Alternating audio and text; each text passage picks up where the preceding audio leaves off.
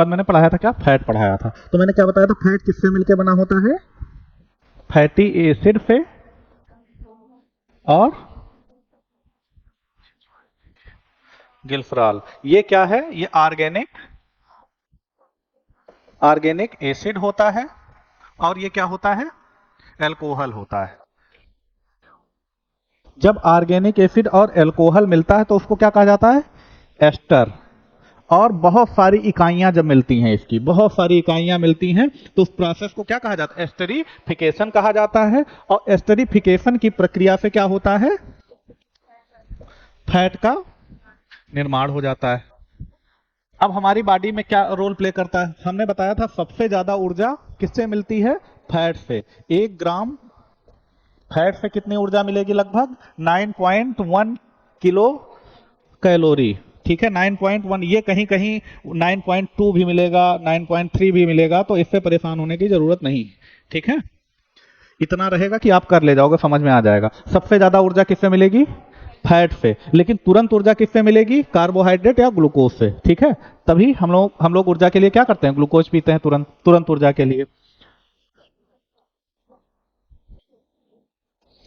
Protein से कितनी ऊर्जा मिलती है, प्रोटीन से 4.3 और कार्बोहाइड्रेट से 4.1 किलो कैलोरी। ठीक है, ये सब पूछा जा सकता है, क्रम लगाने के लिए दे सकता है तुरंत ऊर्जा किससे मिलती है, तो इससे मिलती है। दे सकता है कि बॉडी के विकास के लिए कौन सा आवश्यक, प्रोटीन, कार्बोहाइड्रेट या फैट, तो प्रोटीन। ऊर्जा के लिए कार्बोहाइड्रेट, और तुरंत और सबसे ज्यादा ऊर्जा तो फैट से। अब गलत नहीं होना चाहिए। ठीक है, ये और क्या काम करता है, फैट स्टोरेज के रूप में होता है बॉडी में हमारी बॉडी में क्या होता है, स्टोरेज के रूप में होता है ना। स्टोरेज कहाँ होता है, एडिपोज टिश्यूज में।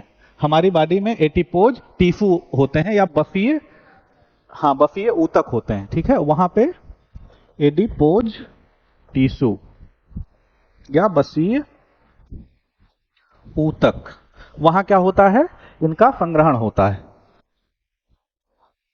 और प्लांट में कहां होता है, प्लांट में मैंने बताया था 3 तरह के क्लोरोप्लास्ट, हमने प्लास्टिड बताया था। प्लास्टिड आप जानती हैं, प्लास्टिड, प्लास्टिड क्या होता है,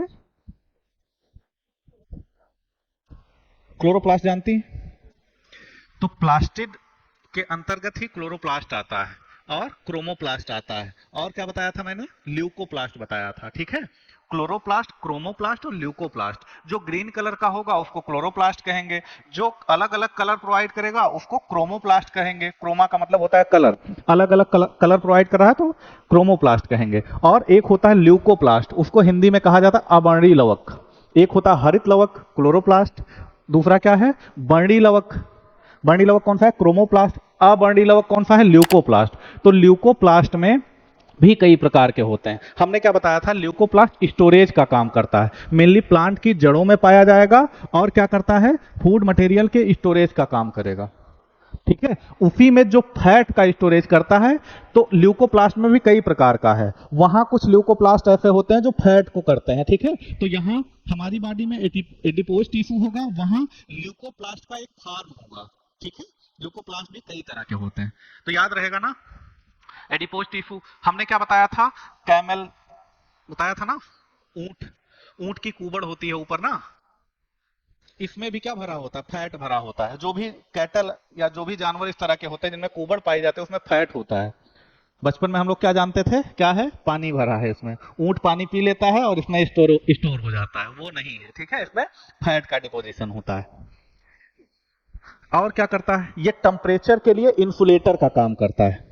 ठीक है, हमारी बॉडी को क्या करता है, बाहर के टेम्परेचर से बचाता है। तो मतलब जो लोग फैटी होते हैं उन्हें ठंड कम लगती है। ठीक है, और क्या, सुंदरता के लिए भी जिम्मेदार होता है। फैट ज्यादा जिनमें होता है वो चिकने दिखते हैं। ठीक है, तो सुंदरता के लिए भी जिम्मेदार होता है फैट। और क्या बताया था मैंने फैट के बारे में कल, टेम्परेचर, बॉडी का टेम्परेचर, वही ठंडी नहीं लगेगी तो टेम्परेचर को बॉडी के क्या करता है, मेंटेन करता है। हाँ, एक सैचुरेटेड, अनसैचुरेटेड होता है।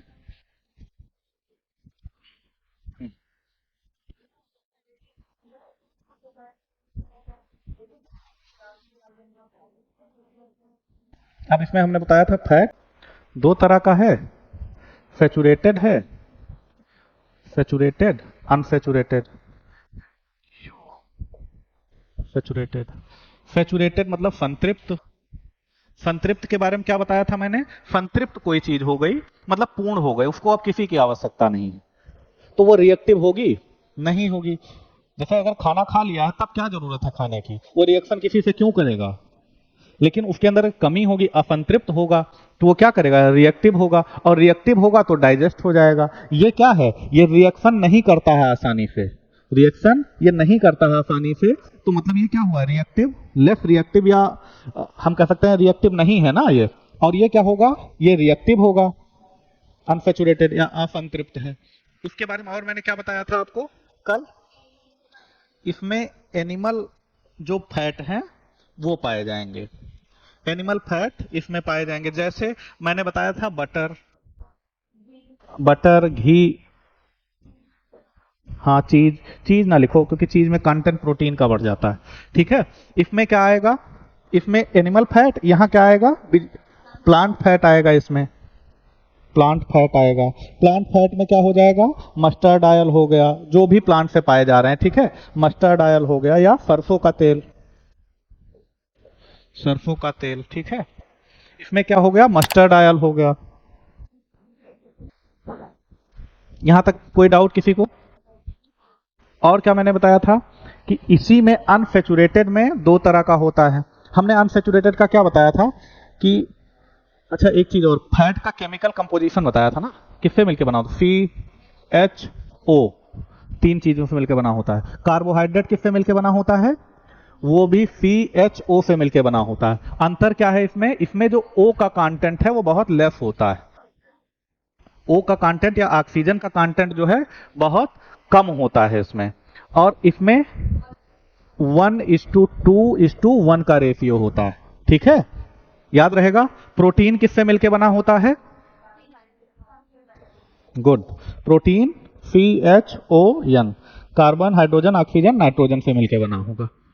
इसमें कुछ मात्रा में सल्फर भी पाया जाएगा, ठीक है, लेकिन मेन यही चारों होते हैं। ये बहुत महत्वपूर्ण होता है नाइट्रोजन। हमने क्या बताया था? ओरिजिन ऑफ लाइफ के लिए नाइट्रोजन बहुत जरूरी है, क्योंकि नाइट्रोजन हमारे डीएनए में क्या पाया जाता है? नाइट्रोजन पाया जाता है ना, तो जीवन की शुरुआत के लिए नाइट्रोजन की बहुत जरूरत होती है।